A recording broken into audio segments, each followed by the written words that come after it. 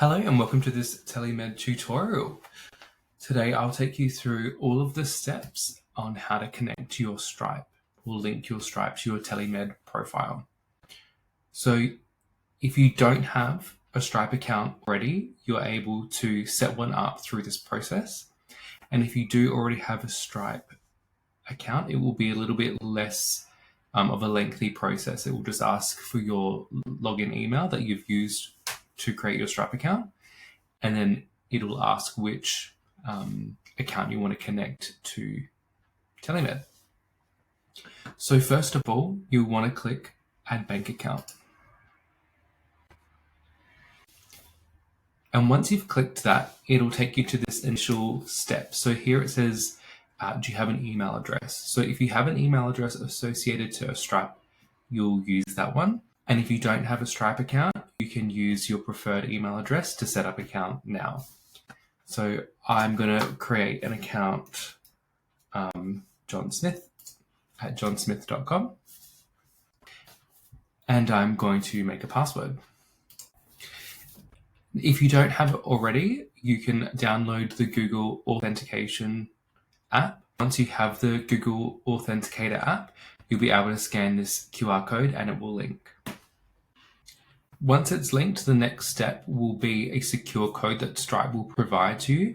If you do have any issues in the future with your Stripe account, you will need to keep a record of this code because they may ask it of you. So make sure you download or copy it somewhere. So the next few steps, it's going to ask about the business that you have. So it is recommended that if you're going to be working on Telimed, that you have a business set up. Most practitioners are a sole trader. So if you don't have a business set up, you will need to do that. And that can be done on the government website through ASICs. So some of the questions it will ask is business location. So if you're in Australia, the business type, most people will be a sole trader. And then you can click here if you do have an ABN or if you don't have an ABN. For the sake of this tutorial, I'm just going to click I don't have an ABN just so I can move forward a little bit more easily. So this next step will ask about your personal details. You can fill in your first and last name, your email address, date of birth, and then your post or home address and your phone number. So I'm going to go ahead and fill in this information and then click continue. So the next set of questions is about your business. So you can select your industry. So if you start searching for telehealth, it will come up with telemedicine and telehealth. So that's a basic one that we recommend that you can select if you would like to. Otherwise, you could search for other modalities, but purely if you're just going to be using Telimed to offer your services, then this is a good, easy option. And the next thing is your website. So if you do have a website, you can put your website there. Otherwise, we recommend you can put the Telimed domain name there. And in the future, once your profile is live, you might want to update it to the specific link to your profile. In the product description, you can just write something simple. So I've written, I'm a health professional offering telehealth services. Once those things have been filled out, you can select continue. So this is some important information.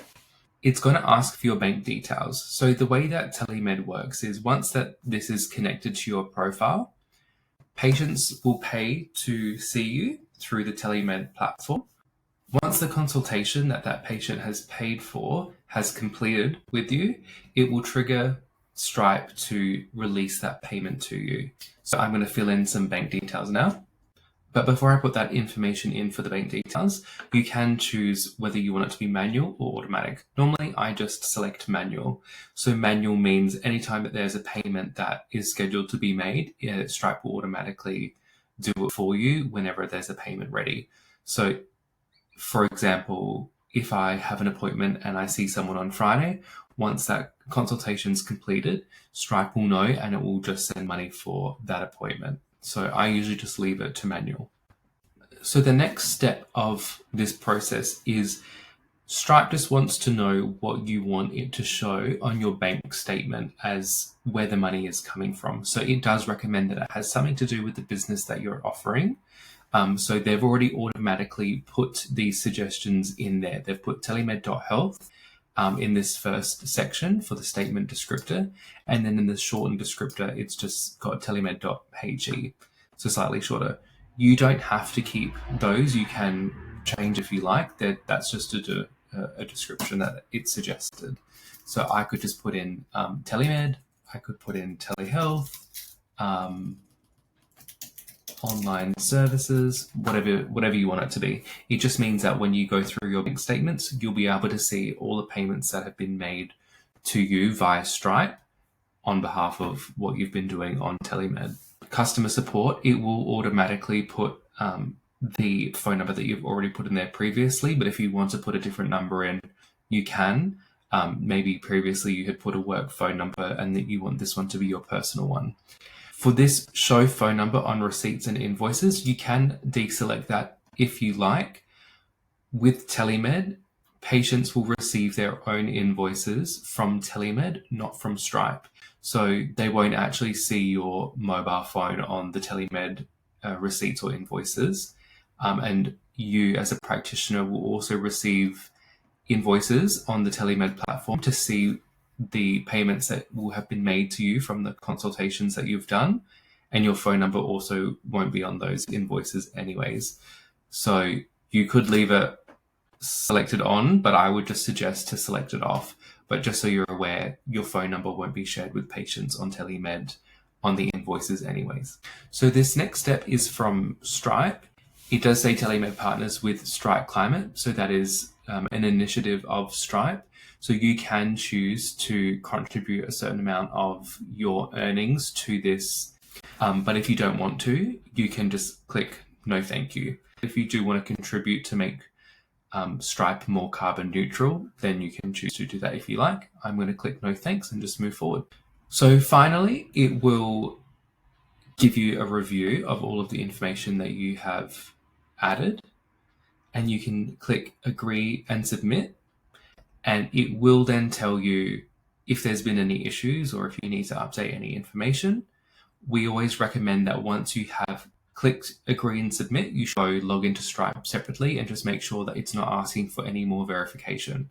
It may ask for driver's license ID just to make sure that you are who you say you are, those kinds of things. So I'm going to click agree and submit. We'll see what happens because I am using a alias account.